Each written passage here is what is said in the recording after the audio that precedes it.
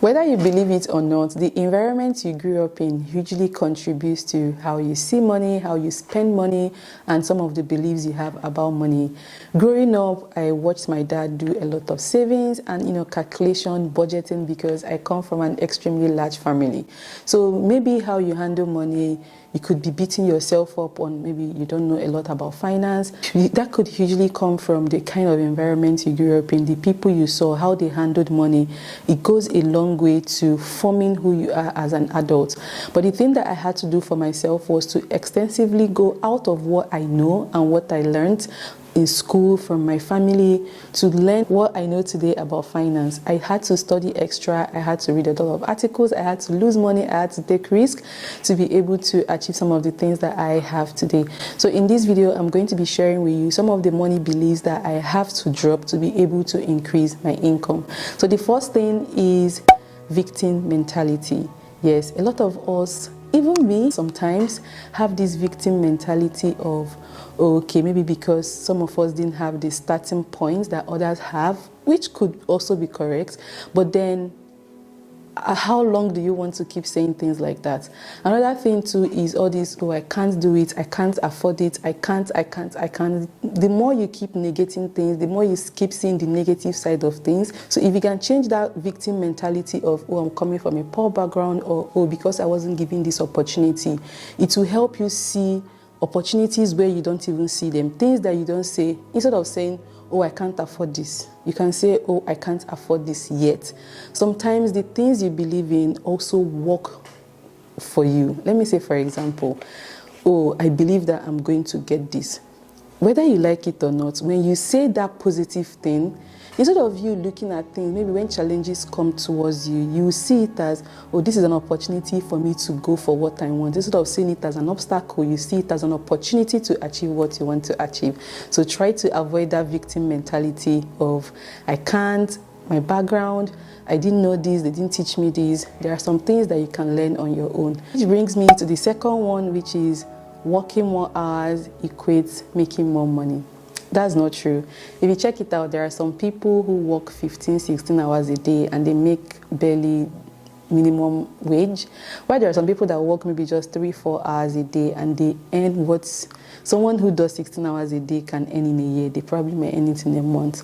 So if you're someone who believes that, oh, the more you keep working, the more money you make, I need you to change that mentality, because it doesn't work like that all the time. If there is a way that you can buy back your time and use that time to do other things, then you can even be able to make more money.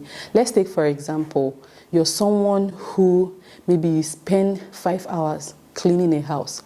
I'm not saying that it's everybody that can afford this, but if you're someone who is privileged and you can afford to pay someone to take away that 5 hours or 4 hours of cleaning or 3 hours of intense cleaning or whatever it is that takes so much of your time, but you think you can afford to pay someone else to do that, my dear, go ahead and delegate that task. By the time you do that, you're buying back 5 hours that you can now put into useful work that can generate more money for you. So if you're someone who believes that, oh, I can do this all by myself, I'm going to spend 10 hours doing this or that. Let's say, for example, editing videos. If I can afford to get an editor, instead of spending 4 hours, sometimes, let me tell you guys, editing a video can take up to 10-15 hours, depending on how long the footage is. So if I can delegate those 10 hours to someone, paying maybe X amount of money, and then getting back those 10 hours, with that 10 hours, I can even create more videos that can yield me more income. So if you're someone who has that mentality of, the more I work, the more money I make, I need you to change it into, the smarter you work, the better for you. I'm not saying that hard work doesn't pay. Hard work goes a long way, but learn when to differentiate between working hard and working smart. This brings me to the third one, which is money is evil. A lot of people growing up, most times when you go to the church or even in your environment, you hear people talking negatively about money, especially the poor people. And I can to some extent understand why, but as an adult, you've grown, you need to let some things go. Money is not evil. The only thing that is evil depends on what you do with that money. Let's say, for example, when you're making money, all you're trying to use it to do is to abuse people or abuse the power you have or use it to intimidate others, that's when it becomes evil, the attitude, but not the money. Money is supposed to be a tool that helps you get things done, a tool that makes life easier for you. So if you're someone who still believes in that mentality of money is evil, so because it's evil, you're not going to pursue it, I'm here to tell you to dead that knowledge, dead that information, because it is extremely false. If you're someone who is looking to go acquire wealth for yourself and this knowledge is holding you back, I need you to let it go and go pursue that dream. Now this brings me to the fourth one, which is I am not good with money. And I know a lot of adults, even some people that I grew up with, that make this statement that they are not good with money. And the truth is, I can't necessarily blame you 100%.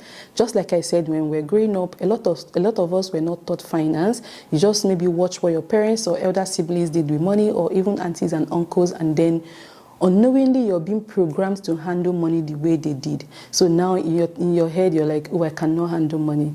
Nobody is born with the knowledge of knowing how to handle money. So what you can do is to educate yourself.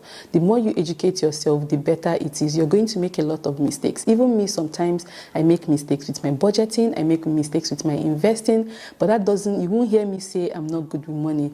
These are things that take practice. It takes time for you to be able to learn. So what you have to do for yourself is to learn how to be good with money. Take some courses, watch some tutorials that teach you things like this. Anything you literally want to learn on earth is online, be it on Instagram or YouTube, on TikTok. Textbooks, you just need to find it. If you're willing to learn how to handle money, to go through any length to learn it. So don't let the knowledge of, oh, I don't know how to handle money, make you not be able to learn how to do it, to be able to change that knowledge of, I don't know how to handle money, to I'm learning how to handle my money. This brings me to the next point, which is I'm too scared to negotiate. A lot of us, this happened to me, right? Because I work 9 to 5. Initially, when I started working in the professional setting, when I get offered a job, I don't even negotiate, because in my head, they are doing me a favor to even hire me in the first place. So whatever they give me, I should take it hook, line, and sinker without having to counter it. And doing things like this will make you not be able to be paid what you're worth. Most times, fear makes people think that if they negotiate, the company is going to maybe rescind the offer. The truth is, no good company would actually do that. If you can learn the power of negotiating, it will take you a very long way, because most times people are not paid for the amount of work they do. They are paid on how much they can negotiate. And this goes a long way. I remember one of the latest jobs that I have now, the offer had to increase by almost 25 or 30% because I had the power to negotiate. Do not be scared. If you think that maybe you're looking for a job and a company offers you X amount of money and you think you're worth more than that, I'm not saying be greedy, but you think that the value you're going to be providing for that company should exceed this amount they're presenting, give them reasons why you think they should increase the money and then go for it. Doing this will go a long way in increasing your income. So do not just take anything they give you because you think they are doing you a favor. You are also doing the company a favor by providing your value to that company. This brings me to the next one, which is keeping money a secret. If you know me very well, you know that I'm someone who loves to talk about money. It has actually helped me more to talk about money than not talking about money. And I'll give you an example. I have some friends that are older than I am, and they've gone a long way in this tech industry. And because I have this money conversation with them, I already know how much they earn and how much I can earn myself. So if, let's say, for example, the companies that I worked previously, those were senior engineers, and when they were in the company, because I knew how much they were earning, when I was looking for a position as a senior engineer in another company, I had to use the information they gave me to apply, and then I got a higher pay. So if it's something that I never asked them or we never talked about it, I probably would have undervalued myself and take whatever of the new company is giving me, thinking they're doing me a favor. But because I have discussions like this with people, I have money discussions with friends, I know, okay, this is how much you're earning. It means that if I move to a new company and I'm looking for this particular role, I can be able to ask for this particular amount. So if you're someone who is scared about talking money, you won't learn about people's mistakes. You won't learn new things or some tricks people are using to save money. Do not be scared to talk about money. The more you talk about money, the more comfortable you get and the more ways you can learn, okay, how is this person making passive income? Another thing that I can also tell you that this helps me with is earning extra income from side jobs. Because of the kind of friends I keep, they always look for ways to increase their income. I also ask them, okay, so this is what you're doing. Can I do something like this?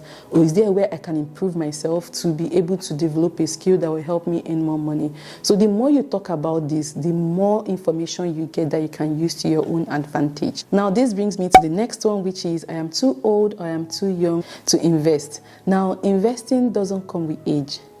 The earlier you actually start, the better. And there's also no time limit for investing. If you're maybe 41 or you're 50 watching this video and you think, oh, time has passed you by, that's not true. You can actually start investing this year, or in the next 6 months, you can see a lot of growth. So investing also doesn't just mean one way or the other. You can invest in human beings, you can invest in yourself, you can invest in stocks, crypto, whatever it is, even properties, real estate. There is no time to say, oh, this is the right time to invest. If you're someone who is young and you're a teenager and you think you want to invest, do not be scared. Go get more information about what you want to invest in. Learn the risk involved and go all the way. There is no right time to invest. There is no right age to invest. Whatever it is you want to invest in, do the proper research and go for it. Now, this brings me to the last but not the least, which is competition trap. Now, a lot of us, especially back at home when we were growing up, everybody wanted to either be a medical doctor or an engineer or a lawyer, mostly because that's what was trending. The people around us, that's what they are doing. And some of us didn't even sit down. I am guilty of this because when I applied to the university, I also applied to study medicine and surgery, which I don't know the kind of doctor I would have been today. But then what I'm trying to say is competition is not bad, but it depends on how you go about it. Because everybody is doing medicine, or because everyone is doing content creation now, or because everyone is being an influencer now, doesn't mean that it is what is right for you. Instead of you running into the loophole or trying to fit into a box, so do not be scared to walk the lonely path because others are not doing it.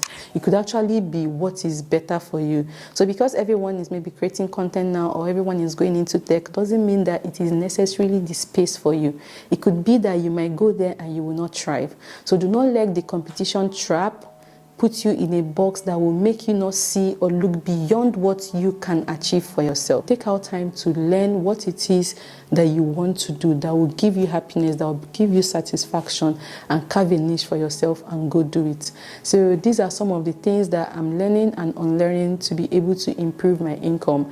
I hope this video was very beneficial to you. If you have other beliefs that you're trying out of the window as an adult when it comes to finance that you're trying to use to increase your income, do let us know in the comment section as well, and I'll see you guys in my next video. Bye.